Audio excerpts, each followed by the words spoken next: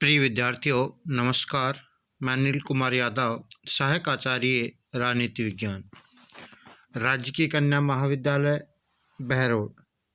विद्यार्थियों, YouTube channel के इस वीडियो में आपका हार्दिक स्वागत और अभिनंदन।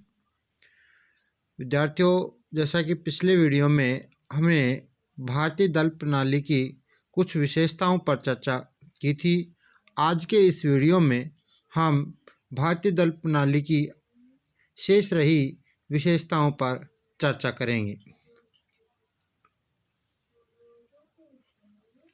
विद्यार्थियों, बात करते हैं भारतीय दल व्यवस्था की विशेषता। 4 विशेषताओं पर चर्चा हमने पिछले वीडियो में की थी। इस वीडियो में शेष रही विशेषताओं पर चर्चा करते हैं। तो विद्यार्थियों, अगली विशेषता है आंतरिक गुटबाजी।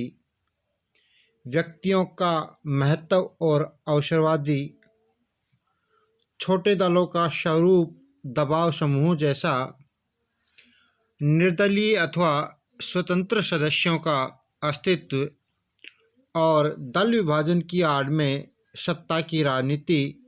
और अगला पॉइंट है राजनीतिक दलों का पंजीकरण। विद्यार्थियों, प्रत्येक बिंदु पर हम विस्तार से चर्चा करेंगे। सबसे पहले बात करते हैं विद्यार्थियों आंतरिक गुटबाजी अर्थात आंतरिक गुटबंदी। विद्यार्थियों, सभी राजनीतिक दलों में छोटे छोटे गुट हैं। एक गुट जो सत्ता में है और दूसरा गुट जो असंतुष्ट होता है। इन गुटों में पारस्परिक मतभेद इस सीमा तक पाए जाते हैं कि वे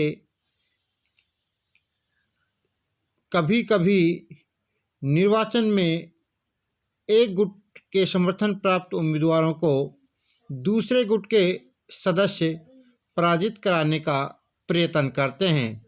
इससे सत्ता के लिए संघर्ष विद्यार्थियों लगातार चलता रहता है। अब बात करते हैं अगले बिंदु पर, वह है विद्यार्थियों व्यक्तियों का महत्व और अवसरवादिता।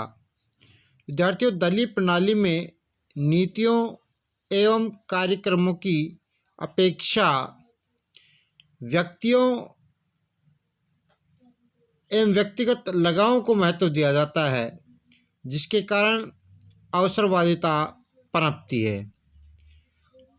उदाहरण स्वरूप, कांग्रेस में मतभेद की नीतियों के कारण नहीं है, वरन व्यक्तिगत महत्व के आधार पर पहले 1969 में सत्ता कांग्रेस एवं कांग्रेस में सत्ता संगठन कांग्रेस में विभाजन हुआ।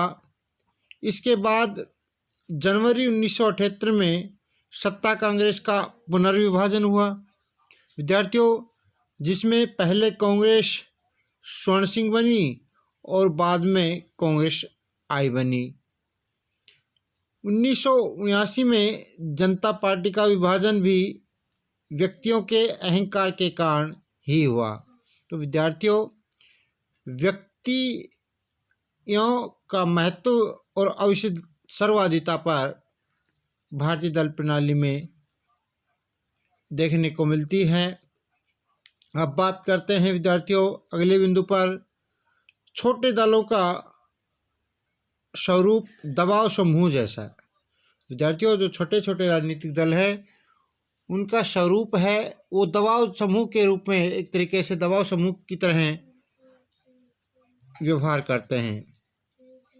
भारत में कुछ राजनीतिक दल आकार और विस्तार में छोटे और सीमित तथा प्रभाव की दृष्टि से विद्यार्थियों कमजोर हैं। ये दल किसी बड़े दल के साथ मिलकर और उस दल के किन्हीं गुटों से संपर्क स्थापित करके अपने उद्देश्य की पूर्ति करवाने अथवा उस दल से अपनी नीति एवं इच्छानुसार कार्य करवाने के लिए प्रयत्नशील रहते हैं। विद्यार्थियों, तो इस प्रकार छोटे दलों का स्वरूप है वह दबाव समूह जैसा दिखाई देता है। अगले बिंदु की बात करें विद्यार्थियों, वो है निर्दलीय अथवा स्वतंत्र सदस्यों का अस्तित्व।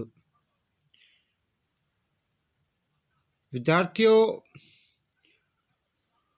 भारतीय दल व्यवस्था की एक अन्य विशेषता यह है कि यहाँ स्वतंत्र या निर्दलीय सदस्य निर्वाचित होकर सरकार का समीकरण बना या बिगाड़ देते हैं। 1967 के बाद भारत के कुछ राज्यों में सरकार बनाने और गिराने में विद्यार्थियों और निर्दलीय उम्मीदवारों का बहुत बड़ा हाथ रहा था। 1952 से लेकर 2004 तक के लोकसभा चुनाव में निर्दलीय प्रत्याशियों की संख्याओं में लगातार वृद्धि हुई। अब बात करते हैं अगली विशेषता पर विद्यार्थियों, वो है दल विभाजन की आड़ में सत्ता की राजनीति। विद्यार्थियों, 1967 के पूर्व समाजवादी आंदोलन समाजवादी दल और प्रजा समाजवादी दल में विभक्त हो गया था। प्रजा समाजवादी दल के अनेक सदस्य बाद में सत्तारूढ़ कांग्रेस में शामिल हो गए थे। विद्यार्थियों, 1969 में कांग्रेस विभाजन के मूल में सत्ता की राजनीति ही प्रमुख थी।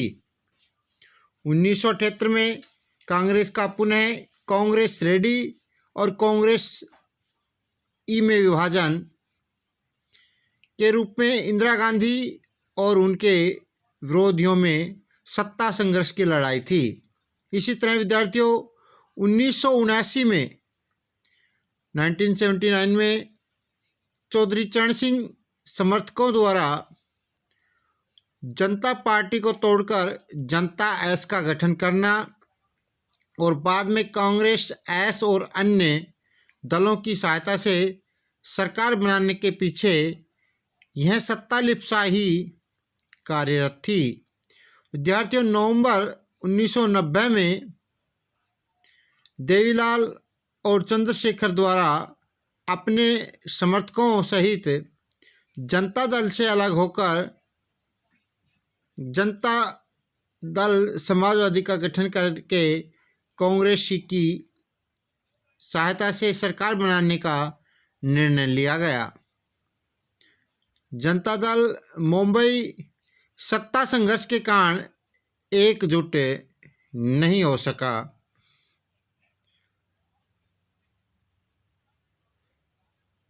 वह अजीत सिंह के नेतृत्व में अलग हो गया और इसके बाद जनता दल अजीत का भी विघटन विद्यार्थियों हो गया।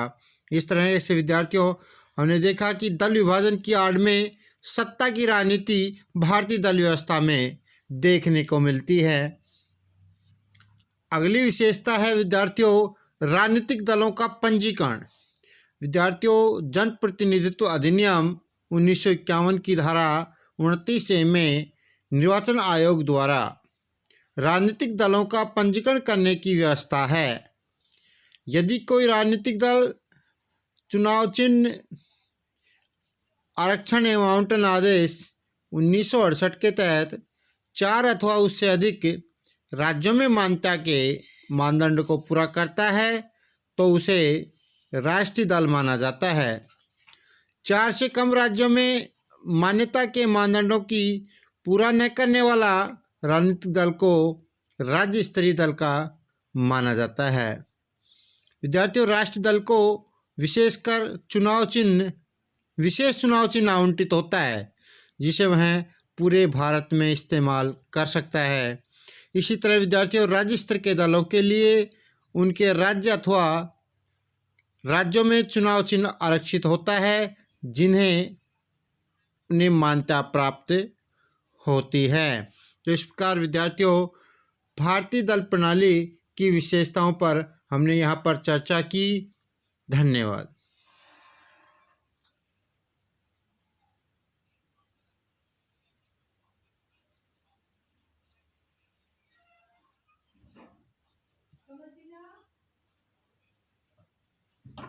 आ जाओ, खाना खा लो।